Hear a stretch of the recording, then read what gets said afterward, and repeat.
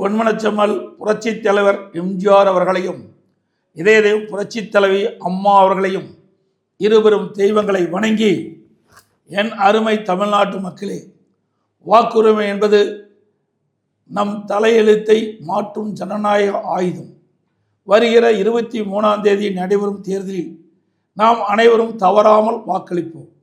இன்று ஒட்டுமொத்த தமிழ்நாடும் ஒரே ஒரு குடும்பத்தின் அதிகார பசிக்காக அடக்கி வைக்கப்பட்டிருக்கிறது. கடந்த 5 ஆண்டுகளில் பொய்யான வாக்குறுதி அளித்து மக்களை ஏமாற்றி விட்டார்கள். சட்ட ஒழுங்கு அடியோடு சீரழிந்து விட்டது.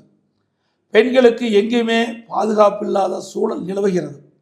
உயர்கல்வித்துறையை சீரழித்து சந்து பொந்துகளிலெல்லாம் கஞ்சா மற்றும் போதைப் பொருட்கள் விற்று மாணவர்கள் மற்றும் இளைஞர்களின் எதிர்காலத்தை நாசமாக்கிய இந்த அராஜக குடும்ப ஆட்சியை அகற்ற உங்கள் வாக்கு தேவை. குடும்ப ஆட்சிக்கு முடிவு கட்டுவோம்.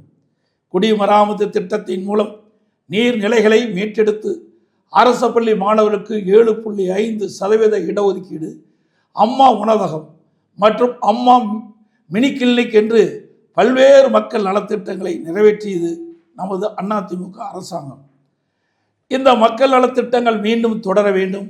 சிறப்பான நமது தேர்தல் அறிக்கை மூலம் வளமான ஒரு எதிர்காலத்தை தமிழகத்துக்கு வழங்க இருக்கின்றோம். அது மூலம் தமிழ்நாடு இன்னும் முன்னேற்ற பாதையில் செல்லும்.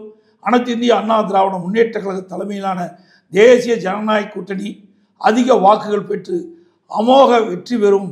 அனைத்து இந்திய அண்ணா திராவிட முன்னேற்ற கழகம் தனிப்பெரும் பெருமையோடு வெற்றி பெற்று ஆட்சி அமைக்கும்.